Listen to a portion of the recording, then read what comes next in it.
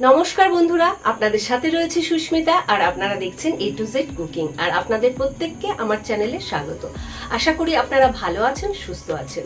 আপনারা এগ চাও খেয়েছেন, চিকেন চাও খেয়েছেন, অনেক রকমের আমিষ চাও খেয়েছেন, তবে মনে হয় না কখনো নিরামিষ চাও বানিয়ে বাড়িতে খেয়েছেন।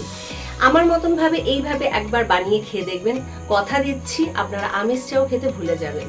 তাহলে কথা বাড়াবো না, সরাসরি আমরা রেসিপিতে যাব।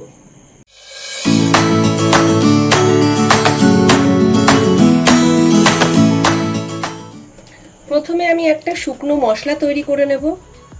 আর তার জন্য আমি প্রথমে দিয়ে দিচ্ছি 1 চামচ গোটা জিরে, হাফ চামচ গোটা মেথি,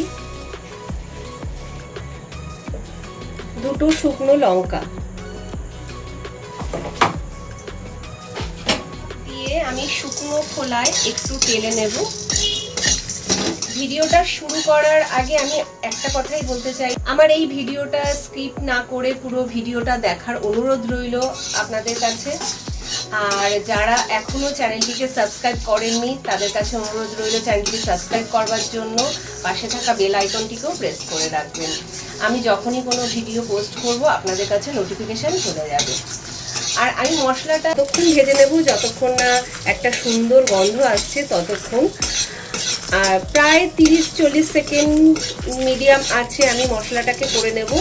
আর মশলাটা থেকে একটা সুন্দর গন্ধ বেরিয়ে গেছে। এবার আমি গ্যাসটাকে অফ করে দেবো আর মশলাটাকে আলাদা একটা পাত্রে ঢেলে নেব। মশলাটাকে আমি ঢেলে নেব আর ঠান্ডা হওয়ার জন্য একটা সাইডে রেখে দেব। এবার কড়াতে দিয়ে দিচ্ছি পরিমাণ মতন সাদা তেল। আর আলুটা আমি খুব চিকন চিকন করে কেটে নিয়েছি। আর যেহেতু অন্য কোনো সবজি দেবো না, তাই আলুর পরিমাণটা একটু বেশি রেখেছি। খুব ভালো করে গরম হয়ে গেছে, এবার আলুগুলোকে দিয়ে দেবো।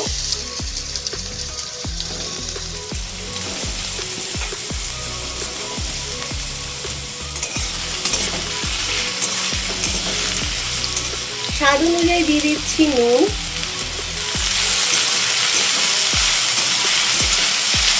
আলুগুলোকে লো টু মিডিয়ামে আমি ভেজে নেব।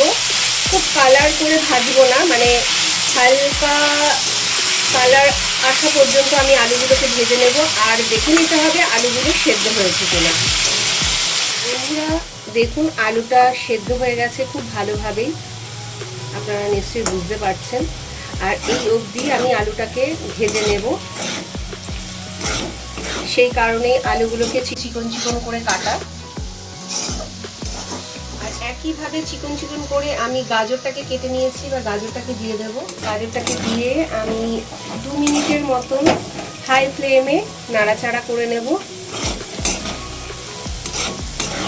এবার আমি 2টো টমেটো কুচিয়ে রেখেছিলাম, সেই টমেটোটাকেও দিয়ে দিচ্ছি।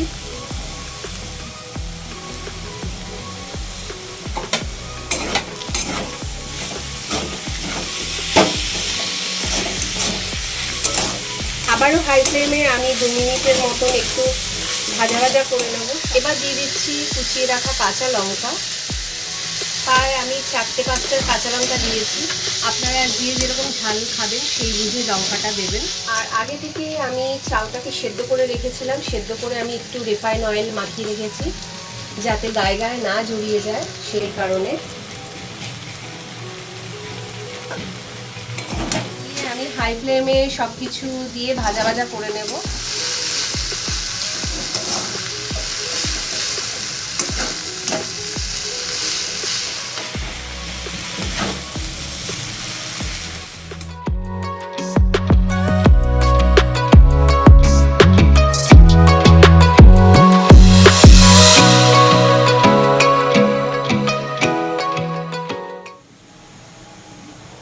এবার দিয়ে দেব 1 চামচ চিনি। মিষ্টিটা আপনাদের স্বাদ অনুযায়ী দেবেন। আমাদের বাড়িতে ঝাল মিষ্টি খেতে একটু পছন্দ করে, সেই কারণে আমি চিনির পরিমাণটা 1 চামচ রেখেছি।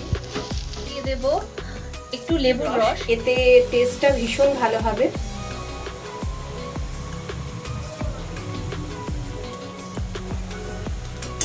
খুব ভালো করে লেবুর রসটা দিয়ে আমি একটু মিশিয়ে নেব। প্রথমে যে মশলাটা আমি ভেজে রেখেছিলাম সেটা আমি গুঁড়ো করে নিয়েছি। এবার আমি এই মশলাটা উপর থেকে দিয়ে দেবো।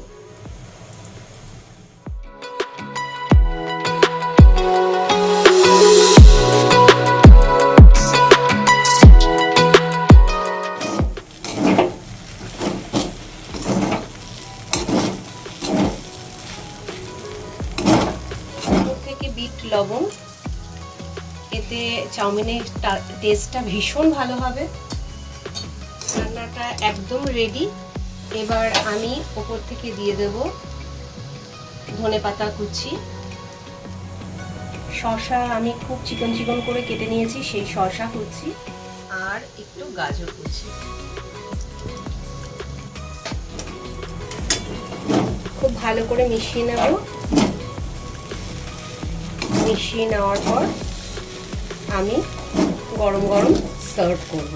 এবার ওপর থেকে দিয়ে দেব কিছু ভাজা বাদাম। এতে বাচ্চারা ভীষণ এনজয় করে খাবে।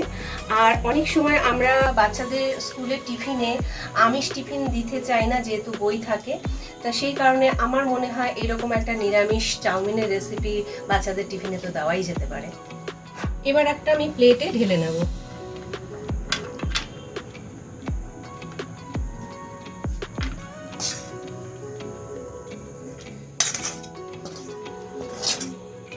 আশা করি আজকের এই নিরামিষ চাউমিনের রেসিপিটা আপনাদের ভালো লেগেছে। যদি ভালো লেগে থাকে একটা লাইক করতে ভুলবেন না, আর কমেন্টে জানাবেন আপনাদের রেসিপিটা কেমন লাগলো। পরের দিন দেখা হবে আবার নতুন কোনো রেসিপির সাথে। আপনারা ভালো থাকবেন, সুস্থ থাকবেন, সবাইকে ভালো রাখবেন। জয় শ্রীকৃষ্ণ।